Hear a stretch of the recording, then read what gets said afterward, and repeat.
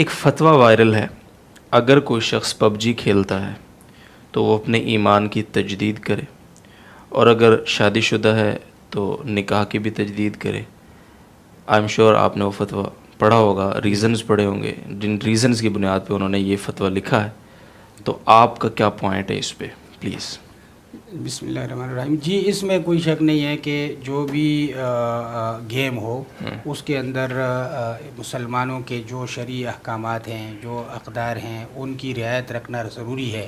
اگر کوئی گیم ایسا ہے کہ اس میں اس قسم کے مظاہر ہیں جو اسلامی احکامات سے ٹکراتے ہیں، تو اس میں کوئی شک نہیں ہے، اس میں کوئی دو رائے نہیں ہے کہ ایسا گیم ایک مسلمان کے لیے کھیلنا جائز نہیں ہے، مسلمان کو اس سے احتراز کرنا لازم ہے۔ جی جہاں تک یہ بات ہے کہ اگر کسی گیم میں ایسا ہو کہ اس گیم میں کسی بت کے سامنے جا کے ہاتھ جوڑے جاتے ہوں اور اس سے طاقت حاصل کی جاتی ہو، تو ایسا گیم کھیلنے کی وجہ سے وہ شخص کافر ہو جائے گا یا نہیں ہوگا۔ تو اس حوالے سے اصولی بات یہ ہے کہ حقیقت کی دنیا میں یہ اصول فقہائے کرام نے بالکل صراحتاً ذکر کیا ہے کہ اگر کوئی حقیقت کی دنیا میں جا کے بت کو سجدہ کرتا ہے یا بت کے سامنے ہاتھ جوڑتا ہے کوئی انسان، تو اس سے وہ کافر ہو جائے گا، یہ کفر کی علامت ہے۔ اس طرح ہے جیسے کہ زنار پہننا کفر ہے، یا کفر کی کوئی بھی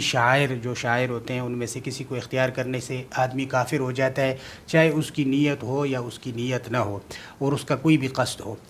لیکن جہاں تک گیم کی دنیا کی بات ہے تو اس کے بارے میں ہر آدمی یہ سمجھتا ہے کہ یہ حقیقت کی دنیا نہیں ہے، یہ گیم کی دنیا ہے، اور یہ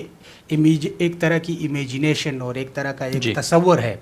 تو اس میں بھی کوئی دو رائے نہیں ہے کہ اس طرح کا تصور یا اس طرح کا گیم کھیلنا بھی ناجائز ہے۔ ایک مسلمان کے لیے یہ ایک حرام کام ہے، اس کی وجہ سے وہ سخت گناہ گار ہوا ہے اور بہت سخت خطرہ ہے اس میں۔ لیکن یہ ہے کہ ایسے شخص پر کفر کا حکم لگایا جائے گا یا نہیں لگایا جائے گا، تو اس کے حوالے سے دو رائے ہو سکتی ہے۔ تو جن حضرات نے یہ فتویٰ جاری کیا ہے ان کی رائے اس پر ٹھہری ہے کہ یہ کفر پر رضامندی ہے ایک طرح کی، تو کفر پر رضامندی بھی چونکہ کفر ہے تو اس وجہ سے یہ کفر ہے۔ لیکن اس میں دوسری رائے یہ بھی ہو سکتی ہے کہ یہ کفر پر رضامندی کی کوئی قطعی اور یقینی دلیل نہیں ہے۔ ایسا یعنی وہ آدمی صرف گیم کھیلنے کے لیے کر رہا ہے اور بہت سارے لوگوں کو معلومات بھی نہیں ہوتی، تو جب ان کو معلومات بھی نہیں ہوتی تو معلومات نہ ہونے کی وجہ سے ان کا یہ بٹن دبانا اور اس گیم کے اس سیکشن کو کرنا یہ کفر پر رضامندی کی بھی دلیل نہیں بنتی۔ تو جب یہ کفر پر رضامندی کی دلیل نہیں بنتی، فقہائے کرام نے یہ اصول ذکر کیا ہے کہ 99 وجوہ اگر کفر کے بن رہے ہیں اور ایک وجہ بھی حد میں کفر کی بن رہی ہو تو ہم اس کو اختیار کریں گے۔ تو تکفیر کا معاملہ چونکہ بہت محتاط ہے تو اس وجہ سے ایسے شخص پر کفر لگانے کے حکم میں تو ہمیں تردد ہے۔ البتہ یہ ہے کہ یہ گیم کھیلنا بالکل ناجائز ہے، جس گیم کے جس ورژن میں یہ موجود ہے، اور جن لوگوں نے اس کو کھیلا ہے ان کو احتیاطاً توبہ ضرور کرنی چاہیے اور آئندہ اس گیم کے کھیلنے سے مکمل احتراز کرنا ضروری ہے۔